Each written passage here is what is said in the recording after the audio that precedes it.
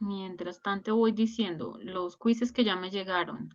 Natalia Michelle Collazos, Saray Nicole Velasco, Duan Leonardo Pesca, Bonilla Maya Haslady, Karen Tatiana Díaz Rodríguez, Mateo Márquez Torres, Cristian Sebastián Cufiño, Julián Andrés Silva Rojas, Gina Daniela Rubio Catacolí, María Alejandra Lara Zanabria, María Fernanda Bolívar Arévalo, Daniela Alejandra Galeano Orjuela, Cristian Alejandro Arias Cortés, Lizeth Daniela Salazar Cabezas, Byron Yesid Moncada Cárdenas, Mónica Alejandra Numpaque Corredor, Tatiana Andrea Torres Ospina, Laura María Bautista Narváez, Laura Marcela Navarro Guevara, Maura Gómez Torres, Alci Gisela Díaz. Son los que ya me llegaron. Están la mayoría. Mientras que terminan los poquitos que faltan. Entonces vamos comenzando. Si tengo todo habilitado, sí. O sea que estoy hablando sola. Si de pronto llego a quedar desconectada, por favor me avisan los que tengan mi número de teléfono. Porque es que no falta. Yo abro, lo que pasa es que yo abro aquí la presentación y de ahí no veo nada más sino mi pantalla. Entonces, si no falta que quede hablando yo sola y no me dé cuenta que estoy desconectada. Eso es lo que pasa. Entonces les encargo. Profe, ya te envié el mío, que es uno de los correos que enviaste por aparte.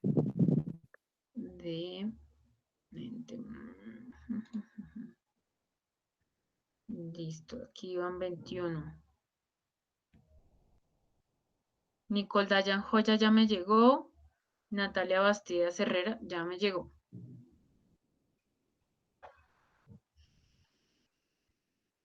Listo.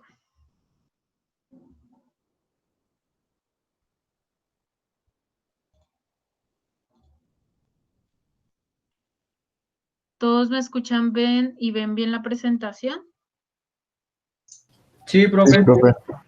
Sí, señora. Sí, profe. Acuérdense, si me llegó a desconectar, por favor, me avisan por algún medio. Porque Bueno, yo profe. quedo hablando sola. Ya me ha pasado. Listo. ¿Cuál es la idea de hoy? Las clases de anemias hemolíticas están divididas en dos. La de hoy y la de entre 8 días, sí. Todavía no hay más festivos, no es así, es seguida. Dentro de 8 días. Entonces hoy vamos a hablar de las generalidades de las anemias hemolíticas, la terminología, y vamos a empezar a hablar de anemias hemolíticas. ¿Cuál es la idea como tal de una anemia hemolítica? La anemia hemolítica es porque hay ruptura, como tal se rompen los glóbulos rojos. Y esos glóbulos rojos son destruidos por diferentes factores que los vamos a ver más adelante. ¿Cuáles son los signos de un paciente que tiene una anemia hemolítica? Pero cuando ya es muy marcada, ¿no? Cuando es leve, pues no vamos a ver estos signos. Sería ictericia, porque recordemos que cuando hay todo el proceso de la hemoglobina, se desecha y se vuelve bilirrubina indirecta. Y esta bilirrubina es la que nos causa la ictericia. Igual ahorita vamos a ver un poquito esos exámenes. Y nos causa esplenomegalia. Recordemos que el vaso es el órgano que nos ayuda a filtrar toda la sangre.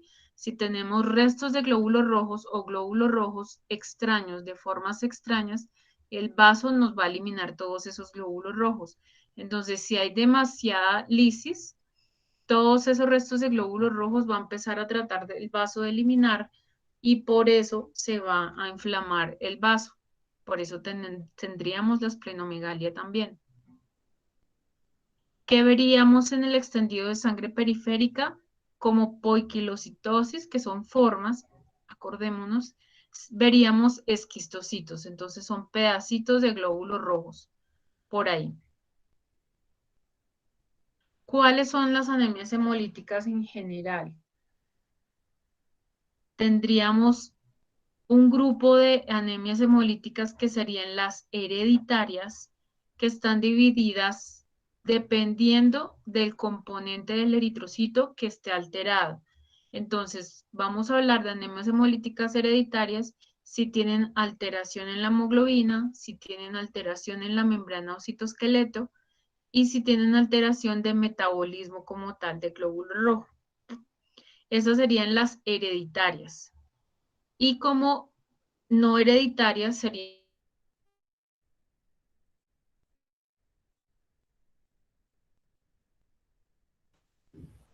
Profe, se te fue el audio. Profe, se te fue el audio.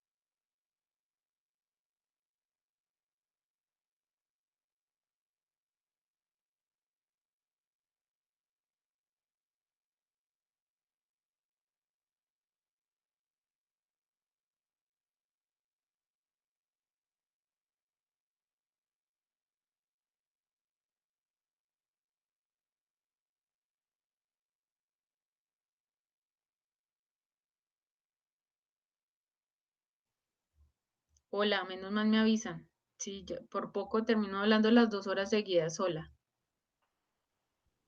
¿Qué será que está pasando? Hizo que tengo aquí, no estoy con Wi-Fi, sino de conexión directa al internet. Ya te Volví, escuchamos bien. volví. ¿En qué me quedé? Profe, Ibas estabas a medias, nombrando profe. las alteraciones. O sea, hasta ahora íbamos en hereditaria. En la tablita de la tabla general de anemias hemolíticas. Sí, sí, señora. Sí, profe. ¿Sí? Profe. Listo. Espérenme otra vez. Toda tu pantalla.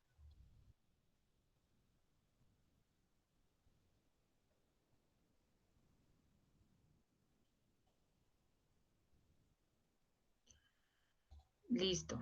Entonces quedamos por acá, ¿sí? Sí, profe. Listo. Déjame que se me quite este, no sea que esto sea lo que haga que me cierre el sistema. Bueno, las anemias hemolíticas en general son solo las de este listado, para que vean como el contexto macro. La hemoglobina serían hereditarias, que son cuando se altera algo del glóbulo rojo como tal. La hemoglobina o la membrana o la parte metabólica del glóbulo rojo. Tenemos las no hereditarias, que serían las inmunes, que están las crioaglutininas, anemia hemolítica del recién nacido, hemoglobinuria paroxística nocturna, o las no inmunes, que sería por agentes infecciosos, veneno, productos químicos, infección bacteriana, agentes físicos o quemaduras. Entonces, las hereditarias, que son las que vamos a empezar a ver hoy, serían las que tienen alteración de hemoglobina, en donde están las talasemias y las hemoglobinopatías, el complejo membrana-citoesqueleto cuando está alterado, que sería hablar de esferocitosis, estomatocitosis y eliptocitosis, y alteración de metabolismo, deficiencia de glucosa 6-fosfato. En todas las anemias hemolíticas, entonces podemos llegar a encontrar policromatofilia, porque el problema acá no es que el paciente no le falte algo, sino que está rompiéndose los glóbulos rojos por algún motivo. Entonces, nuestra médula ósea está funcionando bien, asumimos que el paciente tiene hierro, vitamina B12, etcétera, todo lo que necesita para formar nuevos glóbulos rojos. Entonces, las carenciales que vimos la clase pasada no tienen con qué formar los glóbulos rojos y por eso no veríamos policromatofilia. En cambio, en todas las anemias hemolíticas vamos a ver policromatofilia porque si la médula ósea está funcionando bien y todo lo que se vaya eliminando, la médula ósea lo intenta volver a crear. Entonces, todas las anemias hemolíticas son regenerativas. Las carenciales son arregenerativas. Tendríamos entonces un IPR o formación, índice de producción de reticulocitos aumentado, ¿de acuerdo? En todas las anemias hemolíticas. Y por policromatofilia, acordémonos que como estos glóbulos rojos son más grandes de lo normal y son como un color moradito, por el tamaño nos va a alterar el volumen corpuscular medio. Entonces son muestras en las que posiblemente tenemos pacientes con volumen corpuscular de 100 a 110. Por eso les digo que cuando tengan una anemia megalolástica, la confirman realmente es porque ya el valor está mayor a 110 el volumen corpuscular medio. De resto, apenas vean un volumen corpuscular medio entre 100 a 110, descarten que haya policromatofilia. Es lo más importante. Listo. Si es una anemia hemolítica crónica, que acordémonos que ya es porque lleva mucho tiempo ese paciente con esa anemia, pues ya tenemos producción de normoblastos, más o menos ya después de una semana. Entonces, el hecho de encontrar normoblastos en un paciente es porque esa anemia no lleva de un momento a otro, ya es de tiempito atrás. Normalmente las hereditarias es donde más vamos a encontrar estos normoblastos porque el paciente lleva toda la vida con esa clase de anemia hemolítica. En los hemogramas automatizados ya de cuarta, quinta, sexta, etcétera, generación, ya estos equipos nos leen como tal los eritroblastos o normoblastos, que es lo mismo. Y lo encontramos el parámetro como siglas ERBL o NRBC, para que se familiaricen con estas siglas. Son normoblastos, pero hechos por equipo. Y también podemos llegar a encontrar RET, que sería lectura de reticulocitos por equipo automatizado. Entonces, también para que conozcamos que sí podemos encontrarlo en un cuadro hemático. La lectura de los normoblastos, pues ya más o menos la conocemos, que por qué hay que hacer corrección de normoblastos. Hay equipos automatizados que pues ya nos hacen hasta la corrección de leucocitos, pero en caso que nuestro equipo no haga eso, entonces recordemos que lo que sucede es que estos normoblastos, como tienen núcleo, el equipo los cuenta como leucocitos. Lo mismo pasa si lo hacemos manual. Vemos son núcleos, entonces nosotros en la cámara Neubauer vemos son núcleos. No sabemos si es normoblasto, leucocito o nada. Entonces se nos va a aumentar el valor de leucocitos en el equipo o el valor de leucocitos si lo hacemos manual. Al hacer el extendido de sangre periférica, debemos, a la par que vamos haciendo el conteo de las 100 células, los 100 leucocitos, contar aparte de los normoblastos. Recordemos que no son leucocitos, por eso se cuentan aparte. Y si vemos 5% o más de normoblastos al llegar a 100 leucocitos, hacemos la corrección de leucocitos. Entonces, aplicamos simplemente la fórmula. Si en la vida real uno no se acuerda, le pide ayuda a alguien que le recuerde la fórmula y ya. Usualmente es el valor de leucocitos que dio el equipo por 100 dividido el número de normoblastos que vimos en el extendido de sangre periférica más 100. Entonces no hay tanto complique. ¿Qué pruebas existen para valorar destrucción de eritrocitos? Para saber que ese paciente sí está frente a una anemia hemolítica. Entonces, tenemos primero el índice de producción de reticulocitos, después bilirrubina indirecta, ya vamos a hablar uno a uno de cada una de estas pruebas, la hemosiderina, aptoglobina y la LDH. Todas están aumentadas, el IPR, bilirrubina indirecta, hemosiderina y lactato deshidrogenasa, excepto la aptoglobina. Entonces tengan presente de una vez eso. Todas estas están aumentadas y la única que estaría disminuida es la aptoglobina y ya les explico por qué. Entonces el médico suele pedir estos exámenes para confirmar la lisis de células del paciente. ¿El IPR en qué consiste? Son fórmulas. Así como en cada sitio de trabajo pueden tener una fórmula diferente, las profes también, una que otra van cambiando también la fórmula. Esta fue la que me pareció más amigable, sin embargo, pues hay que tener las tablas a la mano. ¿En qué consiste este valor de IPR? Reticulocitos en porcentaje, lo que nos dio manualmente, o lo que le dio al equipo, si tenemos ya equipo automatizado, por el hematocrito del paciente, el que nos dio, el que está por cuadromático. Todo esto lo dividimos por el hematocrito según la edad y sexo del paciente. Para eso tenemos que mirar la tabla 2 por la vida media de los reticulocitos en días según la tabla 1. Entonces nosotros lo que hacemos es mirarle el cuadromático, poner estos datos para hacer la fórmula, mirando las tablas para poder tener el IPR. Ya ahorita les muestro un ejemplo. Y también si llegan a necesitar el valor absoluto de reticulocitos, entonces es el valor de eritrocitos total que encuentren en el cuadromático por el porcentaje de reticulocitos por 10. Y eso les da el valor absoluto de reticulocitos, que muy posible lo lleguen a necesitar. Listo. Entonces, ¿qué necesitamos para hacer el IPR de un paciente? Conocer básicamente el valor del hematocrito y el valor de los reticulocitos. Este ya nos dio el equipo los reticulocitos. Si lo hacemos manual, pues también reportamos el porcentaje. Aquí nos dio 19.19% reticulocitos y tiene 16.8% de hematocrito el paciente. Es un paciente adulto de 27 años. Entonces, ¿qué hacemos? Miramos cuál es el hematocrito real del paciente. Miremos aquí, 16.8. Es este valor que tenemos acá. ¿Cuánto es el valor de reticulocitos? Ahí, me pasé.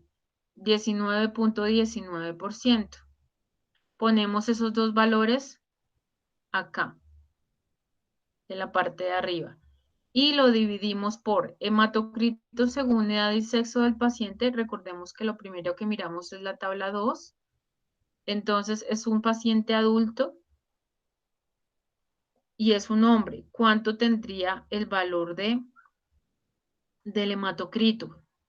Aquí estamos valorando por este 45. En adultos en general es 45. Ese fue el valor que se puso acá en la fórmula. Por vida media de reticulocito en días, que sería la tabla 1, pero teniendo en cuenta el hematocrito del paciente. Entonces, el hematocrito del paciente es 16.8.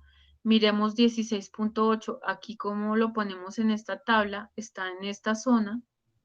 Y el valor entonces sería 2.5. Ese es el valor que ponemos acá. Aquí se hicieron los cálculos y nos da 2.97. Entonces, si hablamos que el IPR se habla de mayor o menor a 2, ¿este paciente cómo está? ¿Está funcionando la médula ósea o no? Sí, sí está funcionando. Listo. Y aquí también está un ejemplo por si llegan a necesitar de conocer cómo es el valor absoluto de reticulocitos. Se maneja con las mismas unidades de leucocitos y plaquetas si llegan a necesitar. Listo. Entonces casi que es tener a la mano las tablas y las fórmulas. Que por experiencia que he visto, nosotros como bacteriólogos casi no la usamos.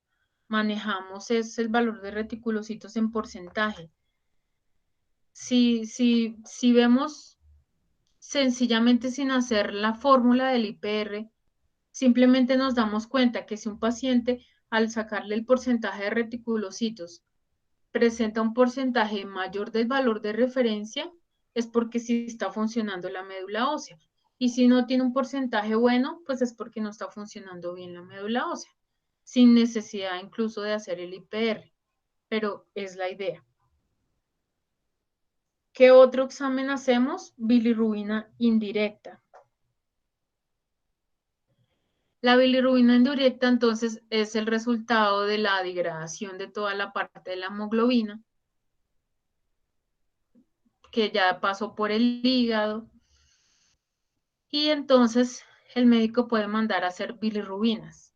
Recordemos que siempre al paciente le van a hacer un examen de bilirrubinas totales. Siempre nos van a dar estos tres valores, bilirrubina total, directa e indirecta. Pero entonces, ¿qué se fija el médico? Acordémonos que la directa más la indirecta es lo mismo que la bilirrubina total. Pero el médico lo que mira es cuál de los dos valores está más aumentado que el otro. Entonces, si el que tiene un valor aumentado es la bilirrubina directa, es cuando el médico se da cuenta que es una enfermedad hepática. Y cuando el médico se da cuenta que la bilirrubina que está más aumentada es la indirecta, ahí confirma que esta bilirrubina es por el resultado del catabolismo, la degradación como tal de la hemoglobina. Entonces, eso es lo que tenemos que mirar. Hemosiderina, entonces sería, así se llama la prueba de laboratorio, es mirar si hay restos de hemoglobina en orina. Y esta nos ayuda a confirmar si la hemólisis como tal fue circulando, no tanto si la hemólisis fue en el vaso, sino circulando por algún químico, algún medicamento, algo que está produciendo lisis, pero durante la circulación. Entonces, hemosiderina. También la encuentran como hemosiderinuria. Acuérdense que estaría aumentada. La aptoglobina, hablemos de esta otra que está aumentada primero. La LDH, que es la lactato deshidrogenasa, es una enzima que está presente dentro de todas las células del cuerpo, no solo glóbulos rojos. Entonces, si hay lisis de cualquier célula, se libera esa enzima y es detectada en el laboratorio con un aumento de esa enzima. Entonces, muy posiblemente en un paciente con quimioterapia u otras, sobre todo con la quimio, esa LDH va a estar súper aumentada. Hay lisis de todas las células, no solo de glóbulos rojos, pero es una guía. La aptoglobina, que es la que les digo, que es la única que está disminuida. Las que ya vimos, todas están aumentadas en un paciente cuando está presentando hemólisis. Aptoglobina, por el contrario, la vamos a encontrar disminuida en suero. Así se llama esta proteína y así se llama el examen de laboratorio. ¿Por qué? Porque esta aptoglobina es la proteína que se encarga de transportar toda la hemoglobina que quedó después de que se rompió el glóbulo rojo y la transporta nuevamente al hígado. Entonces, esta aptoglobina, como está ocupada transportando hemoglobina libre, cuando la vamos a buscar en el laboratorio, nosotros buscamos es la aptoglobina libre. Como está ocupada, pues no vamos a encontrar lectura en el equipo. Por eso es el único examen que vamos a encontrar disminuido. ¿De acuerdo?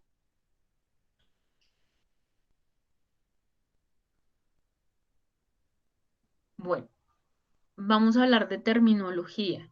Esta le cuesta a uno un poco de trabajo, pero la idea es intentar cómo entender el concepto para no enredarnos tanto. Hemólisis intravascular es porque los glóbulos rojos, o sea, como la misma palabra lo dice, intravascular dentro de los vasos sanguíneos.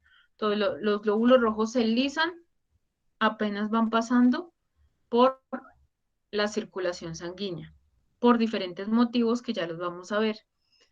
Y la hemólisis extravascular, o sea, fue fuera de la circulación sanguínea, de los vasos sanguíneos, es la que ocurre en el vaso, que es la que yo les comento cuando hay glóbulos rojos de formas anormales, raros, con antígenos o anticuerpos pegados. Todo lo que se vea raro en el glóbulo rojo es eliminado por el vaso, o sea, es eliminado extravascular. Ahora otros términos que también nos enredan son estos: defecto extrínseco o extracorpuscular. Entonces, es lo mismo hablar de defecto extrínseco o hablar de extracorpuscular, es lo mismo, pero el término es un poquito enredado. Cuando nos hablan de extracorpuscular o extrínseco, es fuera del paciente. Es decir, son todas las anemias hemolíticas que, entre comillas, yo les digo así para que se acuerden, no es por culpa del paciente, es por un químico, un tóxico, una válvula, algo que es ajeno al paciente, es extra del paciente, que está ocasionando que se licen los glóbulos rojos. Y los defectos intrínsecos o intracorpusculares, acuérdense que nos pueden hablar o con este término o con este otro. Intra es porque sí la hemólisis ocurre en el paciente, pero también por culpa del paciente, entre comillas, o sea, son todas las hereditarias. Entonces son que ya los glóbulos rojos se están produciendo anormales y constantemente se están eliminando por el vaso usualmente. Son formas extrañas, alteraciones genéticas extrañas.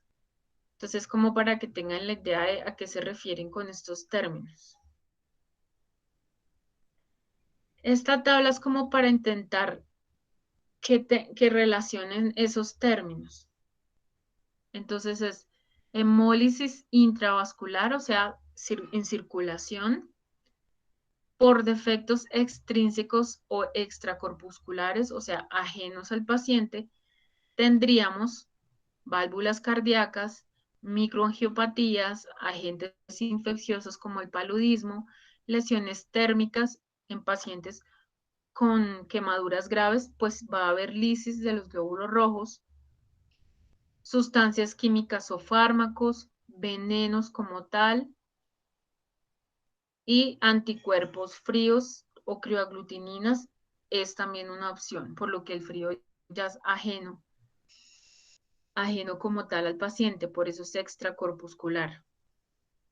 Si miramos hemólisis intravascular, igual circulando, pero por defectos intrínsecos o intracorpusculares, acuérdense que son las hereditarias, entonces ahí veríamos la hemoglobinuria paroxística nocturna, deficiencia de glucosa 6-fosfato, las talasemias, hemoglobinopatías, etc.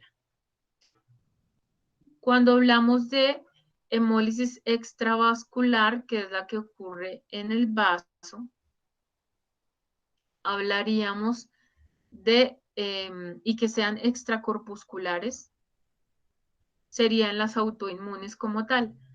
Se detectan anticuerpos unidos a los glóbulos rojos, entonces se ve como raro glóbulo rojo y el vaso los elimina. Y en el caso de ser extracorpuscular, o sea, son eliminados en el vaso, pero son intrínsecos intracorpusculares, hablamos de defectos de membrana, que sería el mayor ejemplo, la esferocitosis. Entonces, la tablita es como para que logren más o menos relacionar uno con otra. Si hablamos de adquiridos o hereditarios, pues ya igual nos queda más, esos términos nos quedan más fácil de conocerlos que manejar el extracorpuscular y el intracorpuscular, que nos enreda un poquito. Listo. Profe, y ahí donde dice esplenomegalia, ¿se presentaría en ambas? No, solo la del vaso, solo la extracorpuscular, acá. Ah, ok. Todo lo que es pleno es de vaso. Es de Los base. términos que veas parecido. Entonces podríamos tener esplenomegalia en las que son hemólisis extravasculares. Entonces, la parte que vamos a ver hoy es las anemias hemolíticas. Solamente vamos a ver estos dos pedacitos porque con eso ya casi que quedamos con de todo un poquito. Entonces, vamos a ver según los componentes principales de eritrocitos, qué pasa en las alteraciones de hemoglobina y qué pasa en las alteraciones de membranas citoesquelético. Estas son hereditarias, las que vemos ahorita. Pues según componentes principales del eritrocito, ¿qué pasa si hay alteración de hemoglobina?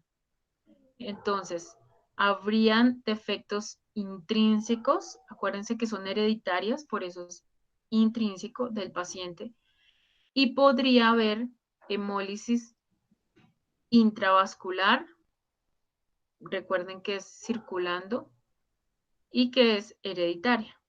Ahí más o menos les voy poniendo la guía para que los vayan como asimilando esos términos. ¿Cuáles serían las de alteración de hemoglobina? Las talasemias. Las talasemias son específicamente alteraciones, pero de las globinas. Entonces, acordémonos que los glóbulos rojos, casi que un solo glóbulo rojo tiene más o menos 300 millones de moléculas de hemoglobina. Son un montón por un globulito rojo. Acordémonos que esa hemoglobina es la que les da el color rojo a los glóbulos rojos y a la sangre prácticamente. Cada molécula de hemoglobina está compuesta por 4 globinas. Entonces, la alteración de estas globinas es lo que nos va a afectar y producir las talasemias. Nosotros usualmente tenemos 4 globinas siempre.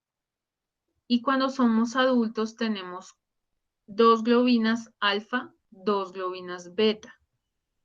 Cada una de estas globinas está compuesta también por un grupo hemo. Ese grupo hemo, ¿qué es? Creo que lo repasamos también en las carenciales. Es básicamente una molécula de protoporfirina más el hierro. Es eso se llama grupo hemo. Ya ese grupo hemo es que se une el oxígeno. Entonces, vamos a tener diferentes tipos de talasemias. Beta talasemia, delta talasemia que no es tan conocida y alfa talasemia. ¿Cuál es la idea de estas talasemias?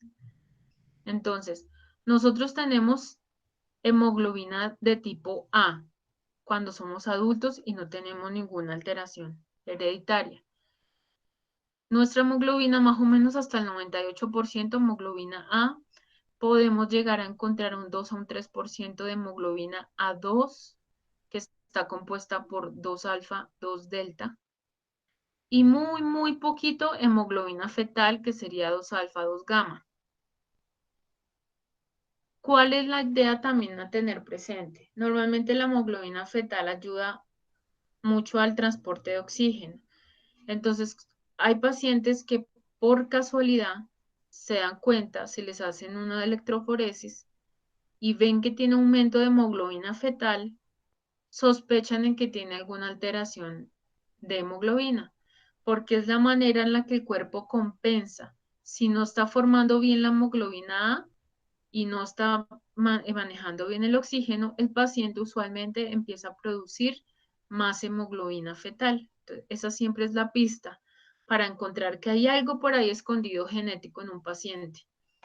Inclusive a veces sí es asintomático. ¿De dónde sacamos el nombre de las talasemias? Entonces, talasemia alfa se llamaría si lo que más tenemos afectado o lo que menos tenemos son las alfa. Uno a veces tiende a pensar lo contrario, que es lo que más tiene y no es lo que menos tiene, de ahí adquiere el nombre. Entonces, tenemos ejemplos de talasemias alfa, que son 3 beta, tenemos 3 globinas beta y una alfa. Entonces, acordémonos que si son 2 alfa, 2 beta, aquí ya lo que menos tenemos son alfa. Entonces, por eso es una alfa talasemia, pero ya sería ligera. Es una asintomática, que sería el caso que les cuento que si le hacen electroforesis y ven aumento de la fetal, empiezan a sospechar en algo. Aquí no tiene está en la hemoglobina 3 de globina 3 beta, 3 globinas beta y una alfa, pero están mutadas, molecularmente están alteradas. Entonces también ahí empieza a tener sintomatología el paciente. Y grave, las talasemias, las mayores, que serían que solamente todas las 4 globinas son alfa o todas las 4 globinas son beta. Esas los niños posiblemente no alcanzan ni siquiera a nacer o nacen de una vez con problemas y fallecen normalmente los bebés. Entonces esas serían las talasemias mayores. En el caso de las beta es lo mismo, pero al contrario. Por allá hicieron males. Entonces, tienen 3 globinas alfa y una beta, entonces lo que menos tiene es la beta, entonces por eso se llama talasemia beta. Sería leve si tenemos 3 alfa y una beta. Aquí pasa lo mismo. Empezamos a tener más hemoglobina fetal y sería una talasemia mayor si tenemos solamente alfa y nada de beta. Entonces acuérdense que el nombre lo adquieres por la que menos tiene, para que no se me vayan a enredar. Listo. En una talasemia, entonces, ¿qué vamos a encontrar? Literalmente una recocha de todo. Así, eso es lo que vamos a encontrar en el extendido de sangre periférica. No esperen encontrar todo bonito. Entonces vamos a ver volumen corpuscular medio aumentado de 80 a 110. Puede estar normal o puede estar aumentado por la cantidad de policromatofilia que les comento yo que puede tener el paciente. Vamos a observar normoblastos, vamos a observar esquistocitos y podemos encontrar principalmente en estas talasemias codocitos. Entonces, si vemos una muestra que tiene normoblastos, tiene policromatofilia y empezamos a ver codocitos, ya desde que haya más del 10% de codocitos, ya sospechamos en una talasemia, ¿de acuerdo? Y la concentración de hemoglobina corpuscular media puede estar también normal o un poquito menor de 32 gramos.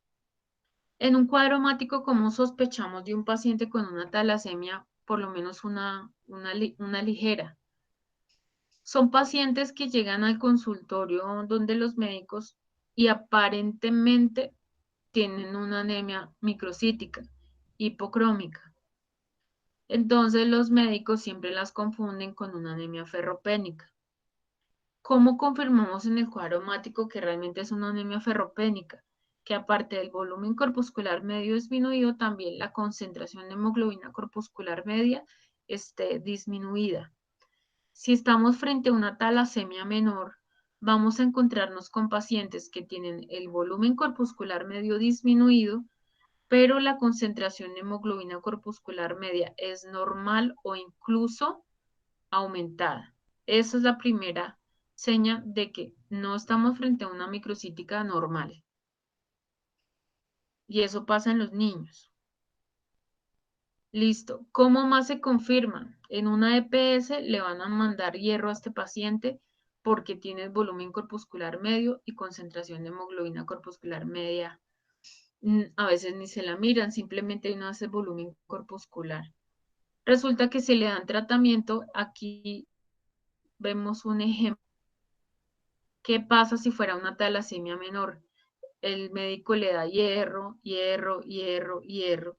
Si le mandaran a hacer una ferritina, que acordémonos que eran los depósitos de hierro, va a estar normal o aumentada incluso, porque le están dando incluso más tratamiento al paciente, sospechando que es una anemia ferropénica. Le hacen que la ferritina, los depósitos estén aumentados o normales y el volumen corpuscular medio, a medida que pasa el tiempo, no va a mejorar ese volumen corpuscular medio. Entonces, ahí estamos frente a una talasemia menor.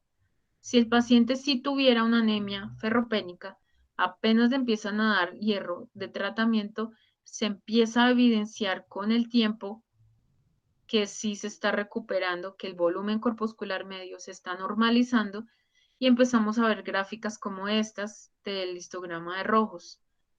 montañitas como casi con doble población por la presencia de nuevos glóbulos rojos gracias al tratamiento. Entonces, estas son cositas importantes a tener presente, sobre todo en los niños.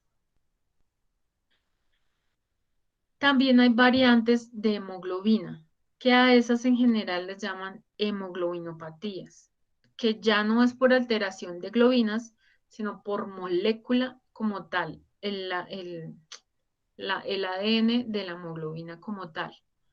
¿Cuáles son? Entonces tendríamos hemoglobina S o hemoglobina C. La hemoglobina S, entonces si hablamos molecularmente, es porque hay un cambio en esa estructura de ADN de un ácido glutámico por una valina en la posición 6 de la cadena beta de globina. No, yo no les voy a pedir que se me aprendan esto, pero no falta que en otra clase sí les pregunten, pero yo no les pregunto usualmente eso. Ácido glutámico por valina y en el caso de la hemoglobina C, ácido glutámico por lisina. Es la diferencia. Esa hemoglobinopatía S que estamos viendo acá, hemoglobina S, es lo que también encontramos con el nombre de anemia drepanocítica, anemia de células falciformes o drepanocitosis. Entonces, cualquiera de estos nombres es lo mismo que hablar de hemoglobinopatía S, para que no se me vayan a confundir. Por lo tanto, el paciente que tenga esa alteración genética, entonces nos va a producir como poiquilocitosis drepanocitos. Se pueden ver en un paciente ocasionalmente, pero recordemos que esto, para que realmente se vuelvan drepanocitos esos glóbulos rojos de estos pacientes, es porque hay hipoxia, les falta el oxígeno. Entonces es cuando vienen pacientes de fuera de Bogotá, de tierra caliente por ahí, vienen acá y tienen hipoxia y toma tu anemia drepanocítica, no sabían que tenían esa alteración genética. Podemos tener de 80 a 110 también, dependiendo del volumen corpuscular medio, dependiendo de la respuesta a los de formación de policromatofilia, de reticulocitos. La concentración de hemoglobina corpuscular media es de 32 a 36. La prueba manual que ustedes pueden hacer es con un reactivo que se llama metadisulfito de sodio, o la típica que le dicen a uno que lo ponga laminilla y cierre con plastilina, cinta, de todo lo que se encuentre, para que quede sin oxígeno ese pedacito de muestra para ver si sí se vuelven drepanocitos los glóbulos rojos. Como mínimo manualmente uno espera es que uno tenga ese reactivo, metadisulfito de sodio, que acelera la hipoxia. ¿Qué pasa entonces con estos pacientes? Apenas hay deficiencia de oxígeno, o sea, pueden ser pacientes que a ustedes les llegan y no creo que vivan en Bogotá. Si viven, tienen muy ligera esta parte, esta alteración. Tienen ocasionales drepanocitos. Si tienen esta alteración y hay cambios de altura, o en Bogotá si llegan a hacer ejercicio y tienen ya muy poquita oxigenación, esos glóbulos rojos que si tomáramos un cuadro hemático esporádico, de pronto no vemos drepanocitos, vemos glóbulos rojos normales. A ese paciente se le convierten automáticamente en drepanocitos. ¿Qué pasa cuando el paciente tiene hipoxia y produce drepanocitos?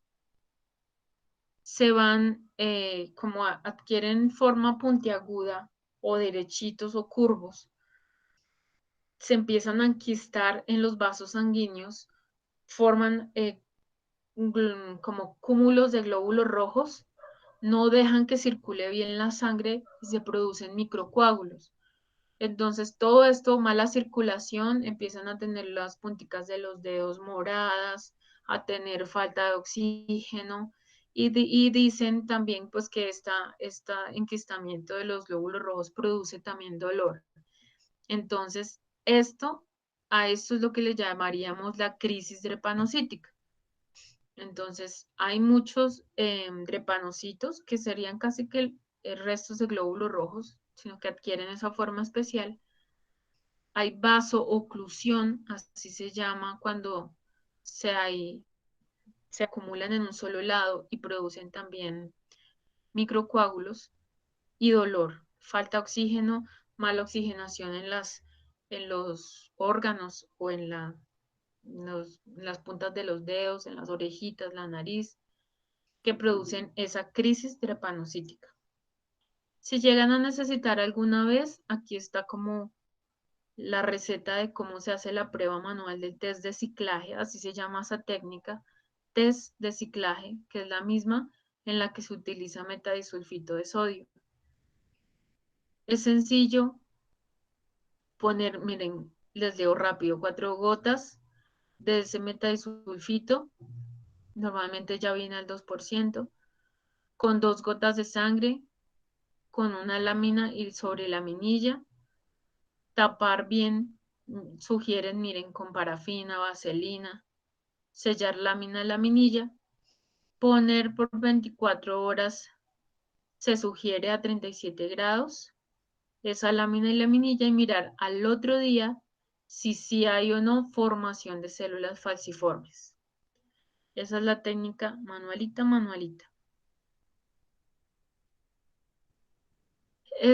Dicen que los pacientes con estas características y alteración genética usualmente no les da malaria, porque los glóbulos rojos son tan anormales que los parásitos no logran multiplicarse dentro del glóbulo rojo como tal.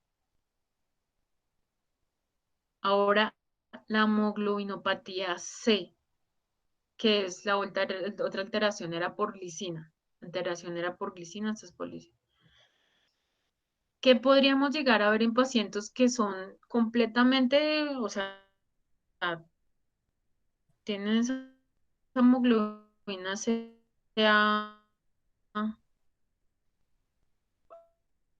furor?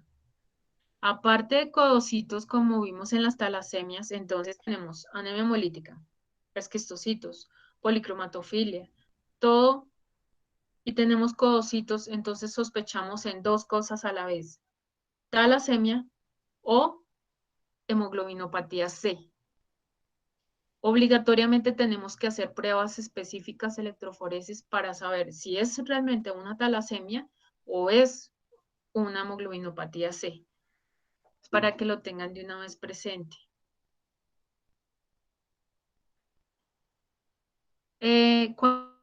Cuando el paciente es completamente homocigoto, o sea, requete heredado de papá y mamá, mejor dicho, tiene esa hemoglobinopatía, esa alteración C, puede tener cristales de hemoglobina y se ven así como acúmulos de hemoglobina a los extremos de los glóbulos rojos o como cristales por aparte.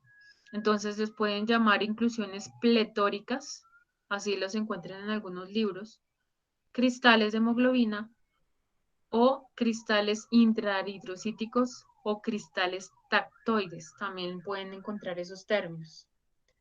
Entonces ya encontrarían, si ya es muy, muy, muy heredado, ven esos cristales. Si no, ven codocitos como en la talasemia. Y ahorita miramos también las pruebas especiales.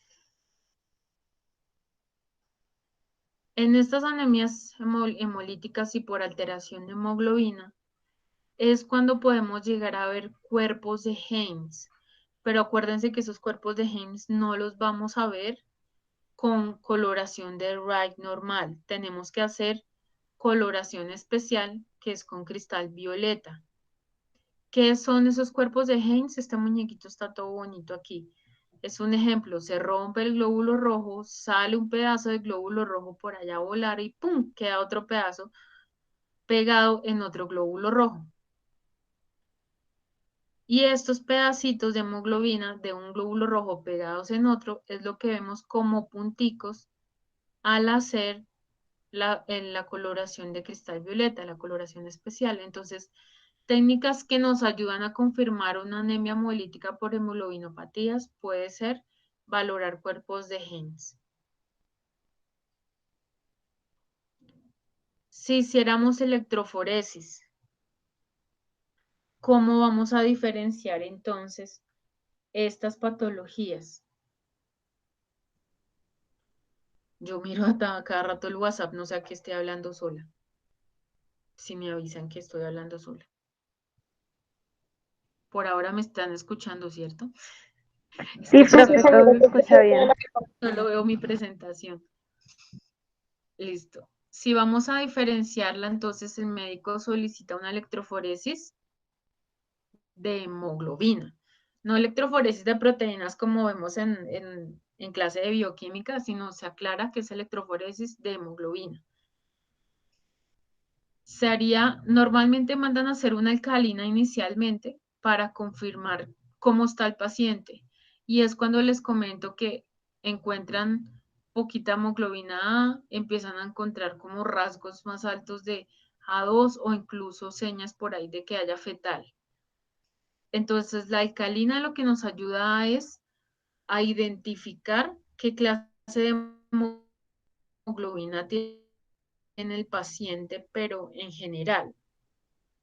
Y la ácida, la electroforesis ácida, es la que nos ayuda a diferenciar realmente qué clase tiene de cada una, qué tanto de A, qué tanto de hemoglobina fetal, que si es realmente una hemoglobina S o una hemoglobina C. Entonces ahí nos damos cuenta realmente qué tiene el paciente, es la confirmatoria, mejor dicho, Profe, un la favor, electroforesis ¿puedes volver a ácida. repetir lo de la alcalina y la ácida, porfa? Normalmente cuando el médico pide electroforesis de hemoglobina en general, casi siempre le hacen una alcalina.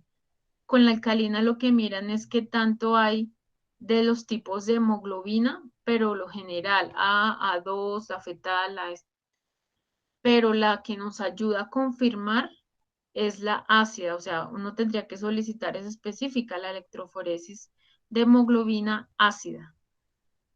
En la ácida es donde realmente nos confirman.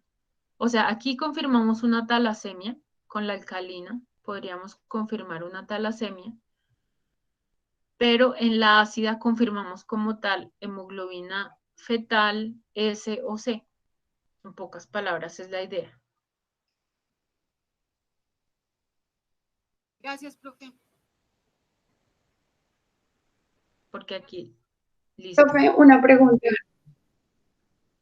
Ahora, las Y patologías, digamos, al dime. paciente se le puede enviar directamente una electroforesis, pero ácida, pues como pues de una vez salir, o siempre se hace como el protocolo de hacer la alcalina y luego la ácida. Sí, no, sí, o sea, si el médico no aclara, usualmente le hacen alcalina, pero si tú puedes solicitar de una vez Ok. la ácida y salir de dudas de una vez.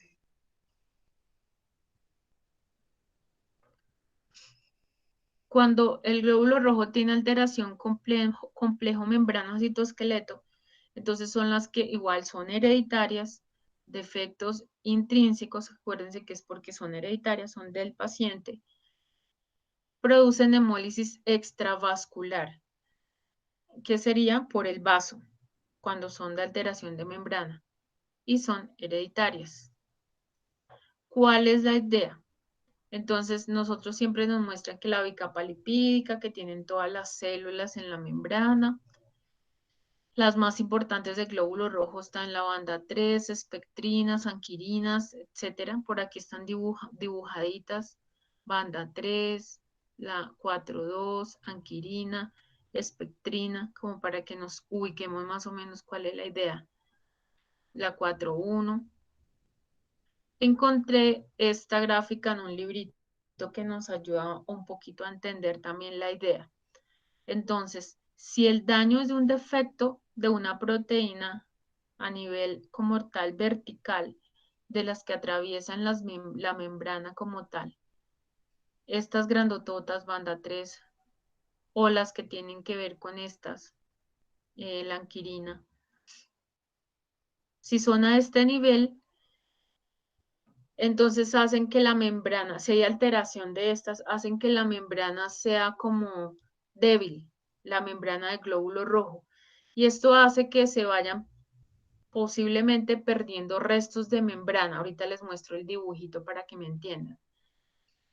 Pero si el defecto o la alteración genética es a nivel de citoesqueleto, lo que lo ayuda a que sea como flexible, que sería esta zona de abajo, las espectrinas, vamos a tener es un glóbulo rojo que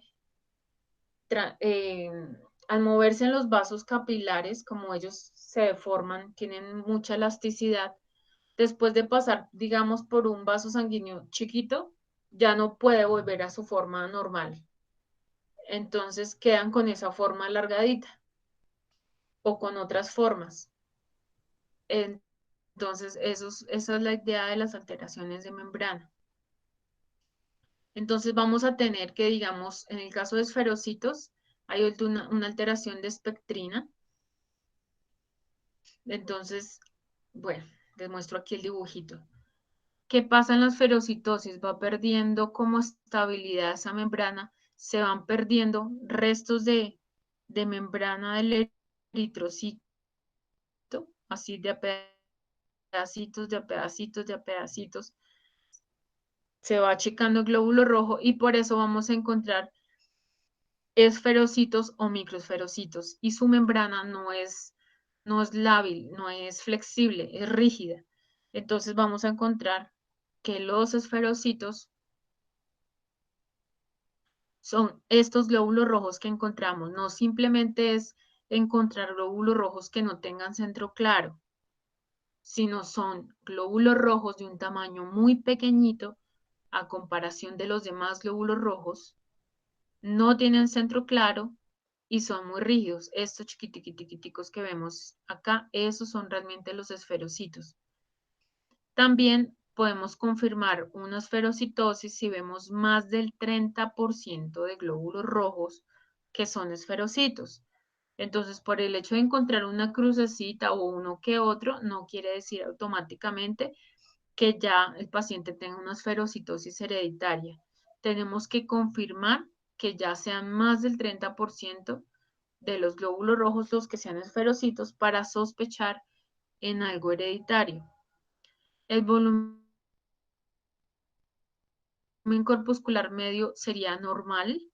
La concentración de hemoglobina corpuscular media tiende a ser normal o un poquito aumentada. No siempre sale aumentada. Entonces, para que sepamos de dónde salen estos esferocitos. Entonces, es simplemente, si vemos uno que otro, es porque el paciente tiene uno que otro glóbulo rojo que ya está viejito, ya tiene alterada su membrana y está produciendo esferocitos. Pero ya a otro nivel cuando veamos más porcentaje, ¿de acuerdo? Es que he visto que, digamos, miran extendidos de sangre periférica y ven casualmente la lámina, casi todos los glóbulos rojos no se les ve el centro claro y piensan que todos son esferocitos. Acuérdense que en una anemia hemolítica van a encontrar un mix de todo. Normoblastos, poiquilocitosis, con la forma, van a encontrar siempre policromatofilia, esquistocitos, más la forma que están buscando. Encuentran un mix de todo de los glóbulos rojos, ¿de acuerdo? Nunca van a encontrar que todos sean esferocitos. También les sirve de guía. Eso. En el caso de los estomatocitosis, también más o menos volumen corpuscular medio, concentración de hemoglobina corpuscular media normal o bajita. La proteína alterada en este caso se llama AE1 de la membrana. Puede producir poiquilocitosis como los estomatocitos, que son un espacio largo como atravesado al glóbulo rojo que es clarito. A veces se ve como una boquita, pero realmente casi siempre se ve así, una línea atravesada por el glóbulo rojo. Para hablar de que sea hereditaria es lo mismo que los esferocitos, ya es porque más del 30% de esos glóbulos rojos son estomatocitos. La liptocitosis igual, valores como tal, parámetros los vamos a encontrar normales, proteína que se alteran a membranas la 4142 y lo que vamos a encontrar son un montón de liptocitos. Estos son más fáciles para identificarlos, pero resulta que en muchos pacientes también puede haber alteración de membrana ya de glóbulos rojos viejitos y hay eliptocitos. Pero para decir que es realmente una liptocitosis hereditaria, tenemos que ver más del 70% de glóbulos rojos en forma de liptocitos. Entonces, para que sepamos que en cualquier anemia podemos llegar a ver eliptocitos, pero ya depende del porcentaje. En cualquier anemia, tanto esferocitos, estomatocitos, como eliptocitos, pero ya depende del porcentaje, es lo que nos ayuda a confirmar que sea una alteración hereditaria.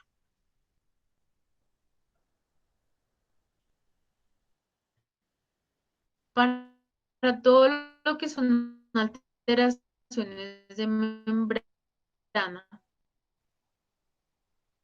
existen técnicas también de laboratorio, el extendido de sangre periférica, y el médico confía ciegamente en lo que le estamos reportando en el extendido de sangre periférica. Otra, que es una técnica manual canzoncita, que es una que se llama fragilidad osmótica, que también tiene el nombre de resistencia globular. Cualquiera de los dos términos es el mismo examen. ¿Qué se hace? Tener toda una batería de tubos con diferentes concentraciones de cloruro de sodio y mirar hasta qué dilución los glóbulos rojos se hemolizaron. Esa muestra se hemolizó. Y eso es lo que se le reporta al médico prácticamente. Entonces, si tienen alteración de membrana, van a resistir cada vez menos a mayor cantidad de cloruro de sodio y se van a romper más fácil los glóbulos rojos. Existen otras técnicas que es lisis con glicerol y pues lo usual también citometría a flujo. Desde o sin unas técnicas que, si les soy muy sincera, casi ya no se usan. Lo típico es el médico se guía por el extendido de sangre periférica y de pronto, si es un médico de esos viejitos ya, mandan a hacer todavía fragilidad osmótica y resistencia globular. ¿En qué consiste esa fragilidad osmótica o resistencia globular? Dependiendo como tal de la tensión del medio del glóbulo rojo. Si tiene una membrana muy frágil, pues se va a romper muy fácil. Aquí más o menos estos muñequitos nos muestran es si hay una solución hipotónica, es decir, tiene bajita concentración de por fuera en el medio de cloruro de sodio y hay baja tensión hacia el glóbulo rojo empieza a absorber más agua, se va hinchando y se rompe.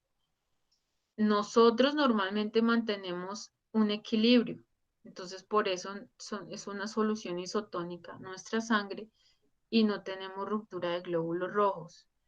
En caso que sea lo contrario, una solución hipertónica, es decir, que hacia afuera hay mucha tensión hacia el glóbulo rojo, hay cada vez más solutos y menos agua, el glóbulo rojo se va como secando y no puede absorber agua.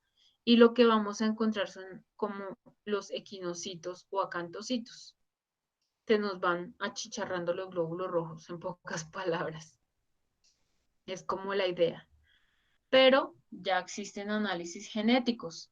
Entonces, el médico ya puede mandar a hacer confirmación genética de alteraciones como tal del glóbulo rojo. Esas técnicas, si fueran esferocitos, se llama identificar el gen ANK1 EPB42, cualquiera de los dos. Me salió un verso. Si estamos hablando de liptocitos, el médico puede solicitar la parte de genética, análisis del EPB41, así se llama el gen. En el caso de estomatocitos, cualquiera de estos tres también los puede mandar a analizar. Esto no es para que se lo aprendan, sino que sepan que ya existen análisis genéticos para confirmar esas patologías. Y todas estas tres tienen una en común, que es la SLC4A1, el gen. Listo, hasta ahí vamos. En un hemograma, entonces, ¿qué vamos a ver?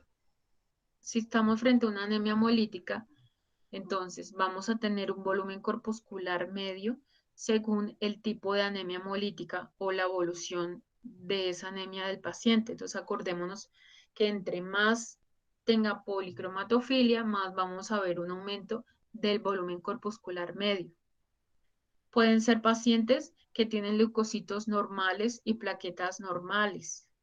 ¿Cómo puede que estén disminuidos los leucocitos o las plaquetas si el agente que está ocasionando hemólisis a los glóbulos rojos, pues también está ocasionando de pronto hemólisis a los leucocitos de las plaquetas? Toca analizar siempre el caso de los pacientes.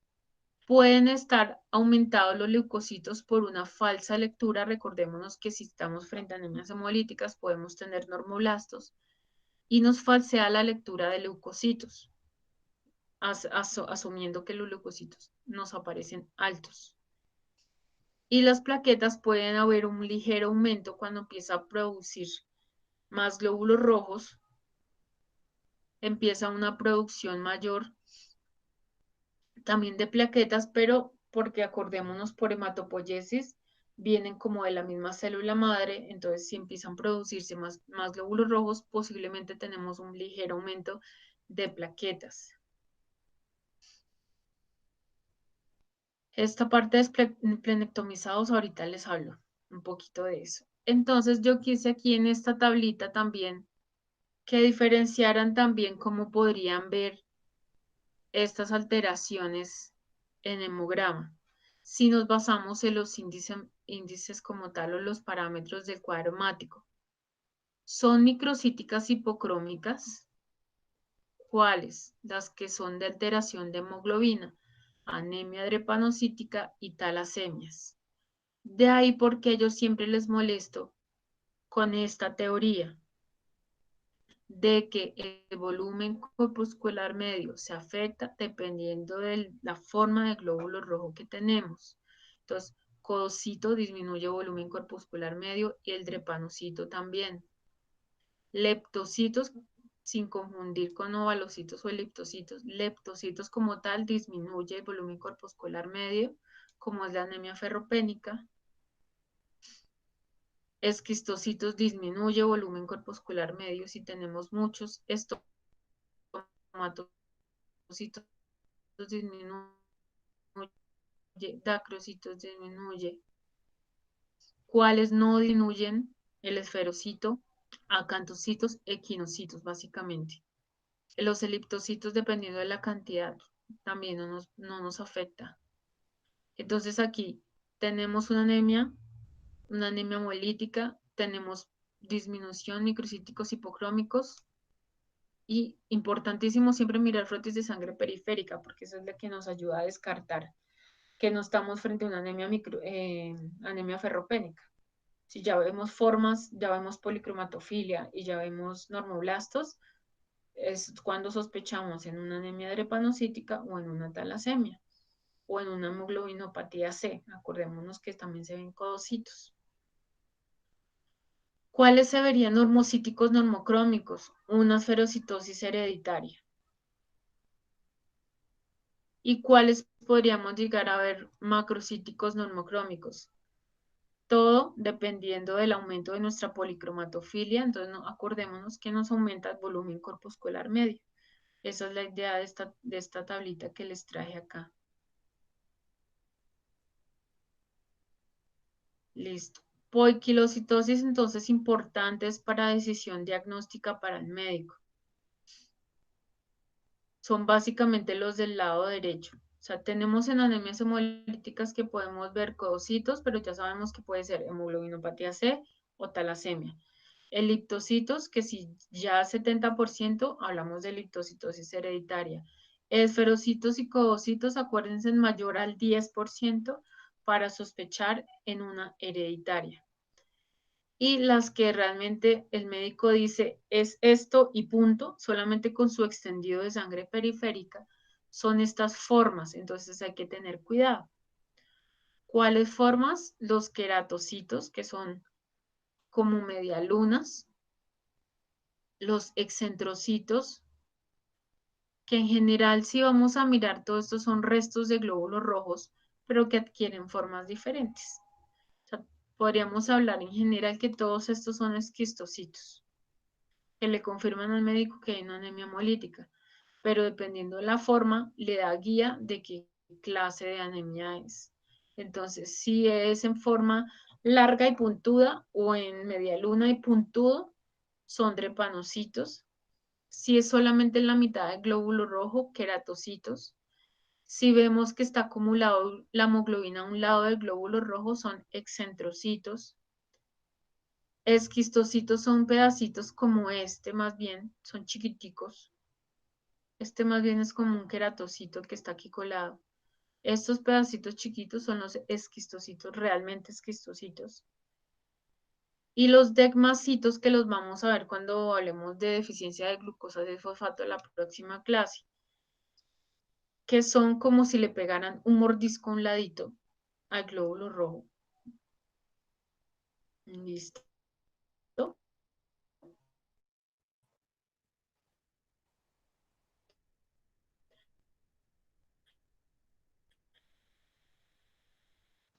Profe, Todos los Profe, no se te escucha. pacientes a los que el médico ve que el paciente por estos lunares y que ocasionan, ¿no escucha?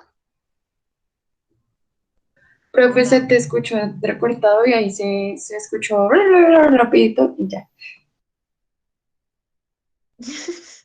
¿Qué será? Este internet está cada vez más cansón. Y creo que no es a mí sola, a todo el mundo le está pasando. Venga, a ver si dejo de presentar acá para no salirme.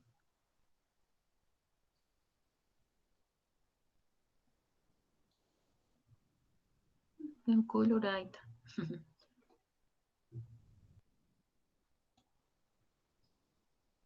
¿Todavía me escuchan de a pedazos? No, profe, ya Ya, está bien. profe. Ya está bien. ¿Un poquito mejor? Bueno, listo.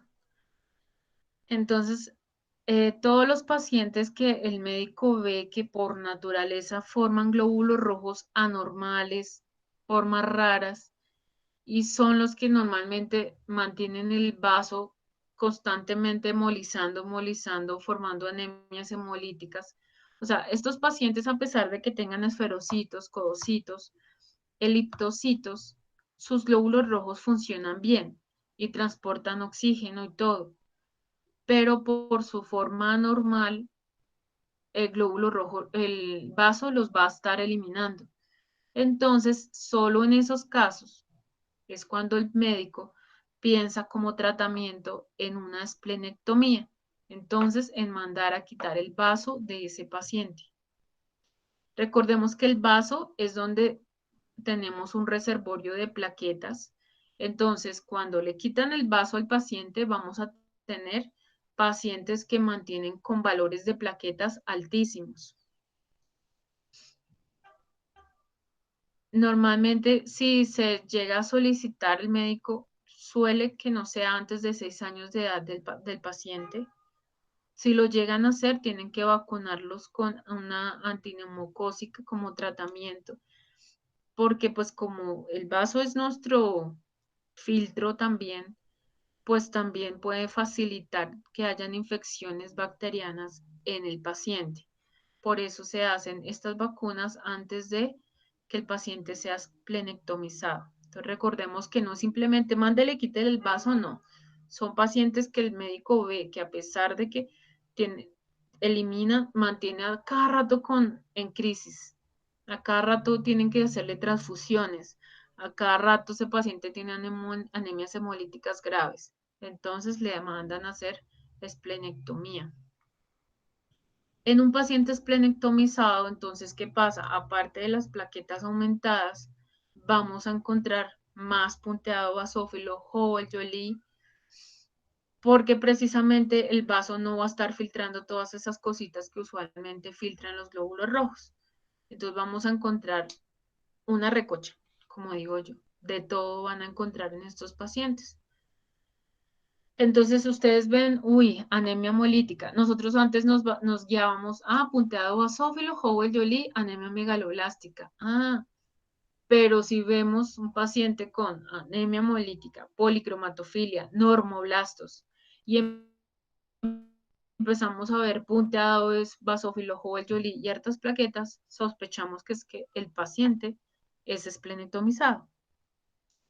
Entonces tenemos que jugar con de todo un poquito. Profe, Entonces, ejemplos, ¿cómo veríamos un extendido de sangre periférica? Dime. profe, ¿será que tú puedes repetir otra vez lo del paciente bueno, el de arriba, por favor? Ese. Esplenectomizado. Sí, señora. Acuérdense que todos los plénicos es peor. Entonces, este tratamiento lo utiliza el médico únicamente. Profe, se te escucha entrecortado. Únicamente, acuérdate que es nuestro filtro. Elimina son Creo que está fallando todo el sonido otra vez. raras.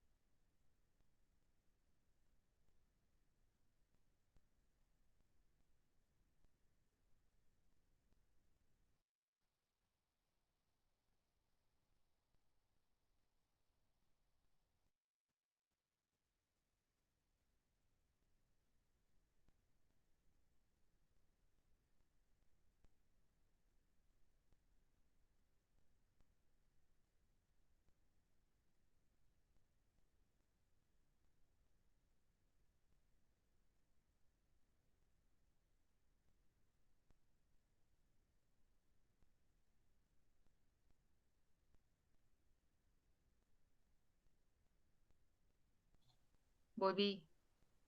Quedé en la repetición, ¿cierto? Desplenectomizado. Sí, sí, señora.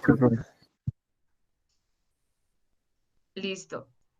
Entonces, esplenectomizan o el médico manda a esplenectomizar a quitar el vaso como tal a un paciente que ya ve que es una alteración hereditaria, como nuestro vaso es el que normalmente está eliminando formas extrañas de los glóbulos rojos o glóbulos rojos que tengan elementos uno encima del otro de glóbulo rojo. Espérenme porque yo sigo hablando, pero no les muestro la presentación. Ay, Dios.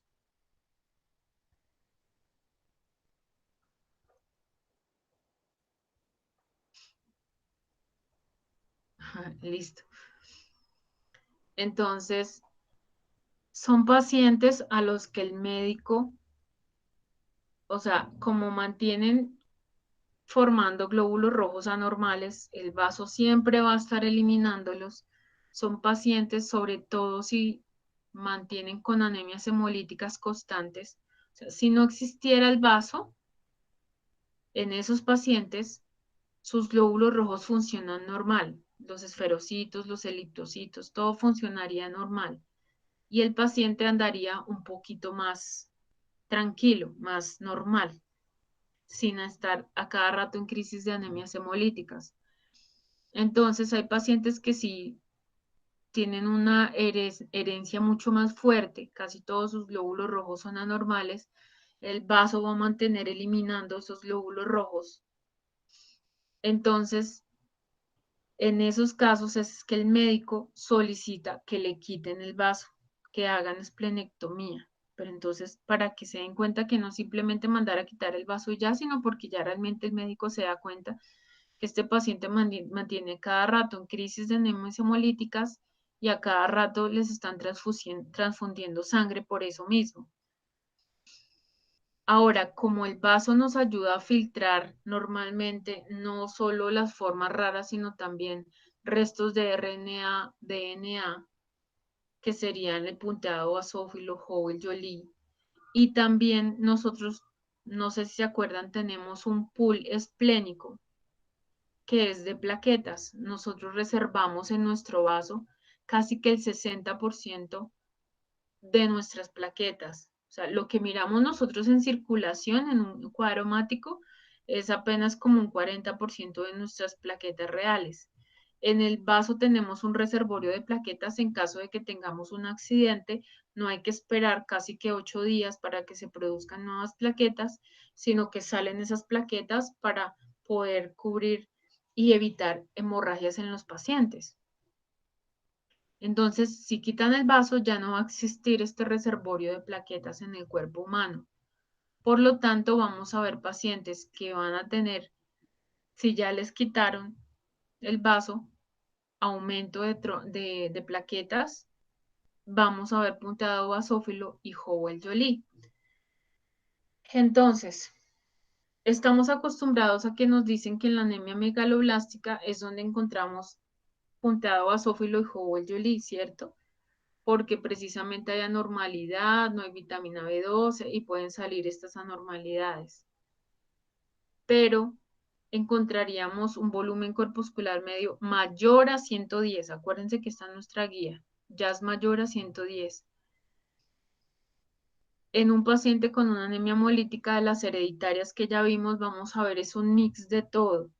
Formas raras o policromatofilia, un poquito de aumento de volumen corpuscular medio, más o menos hasta 110. Vemos punteado basófilo, Howell-Joly y aumento de plaquetas si llegan a estar esplenectomizados. Por eso les digo que es una recocha de todo lo que uno ve. Listo. Aquí hay más o menos ejemplos de cómo se vería un extendido de sangre periférica. Entonces, si miramos así por encimita, nos damos cuenta que hay policromatofilia, que son estos glóbulos rojos un poquito, estos más grandecitos y como moraditos. O sea que ahí no estamos sospechando de una anemia megaloblástica porque la megaloblástica no tiene policromatofilia. Acordémonos que es arregenerativa. Entonces vemos policromatofilia, sospechamos en anemias hemolíticas. Vemos estas formitas como queratocitos, esquistocitos, confirmamos que estamos frente a una hemolítica. Vamos a ver siempre formas de diferentes. O sea, es decir, si miramos un RW de cualquier anemia, acuérdense que si se altera tanto por tamaño como por forma. cualquier anemia, el RW va a estar aumentado. No tenemos que amargarnos la existencia pensando si está disminuido o no. Si son anemias hemolíticas o anemias de cualquier clase, vamos a tener aumentos del RW siempre. Aquí vemos también policromatofilia, vemos policromatofilia y células grandes, vemos normoblastos y empezamos aquí a ver uno que otro esferocito. Dependiendo de la cantidad de esferocito, entonces sospechamos en los esferocitosis. Pero ahí con normoblasto y policromatofilia descartamos de una vez carenciales. Ya son hemolíticas. Uy, esta casi no se ve, estos son codocitos. Vemos normoblastos y codocitos, entonces ¿en qué sospechamos? ¿Cuáles son las dos que les dije que sospechábamos? La hemoglobinopatía C. Talasemia. Y la talasemia, exacto, o talasemia o hemoglobinopatía C. Si sospechamos en talasemia, podemos confirmar con ¿cuál electroforesis? Sería principalmente la alcalina, para mirar qué tanto tenemos de hemoglobina A. Y si queremos confirmar una hemoglobinopatía C, ¿cuál electroforesis? Con la ácida. Exactamente. Esa es la idea. Y por eso no le sumé ahorita más anemias hemolíticas, porque no más con esas ya uno ya queda como Ya queda loco. loquito, sí, tal cual. Ya queda uno loquito. Entonces las otras que nos faltan, un poquito compleja, venga, les digo, sería esta deficiencia y estas ya también tienen su ciencia, pero estas ya son mucho más fáciles de manejar. Ya las complejas un poquito de la próxima clase sería la deficiencia, crioglutininas, anemia hemolítica, hemoglobinuria paroxística. Y ya esto ya es más manejable. Entonces por eso no les aumento más, sino hasta ahí de la clase de hoy.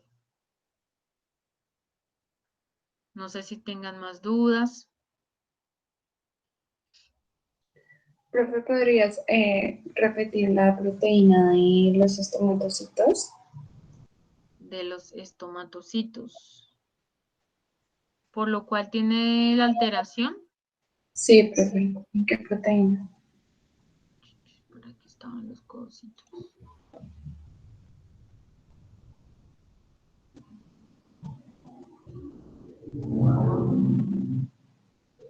Estomatocitos, esta.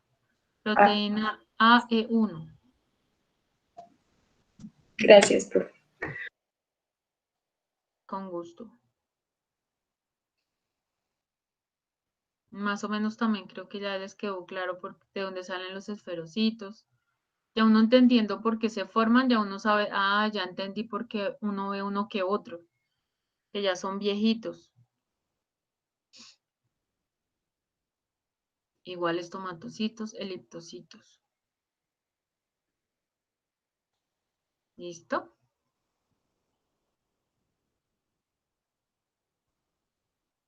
No es más por hoy. Gracias, profe. Con Listo, mucho profe, gusto. muchas gracias. Con gusto.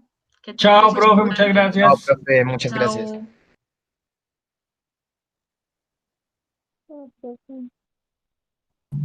Gracias, profe.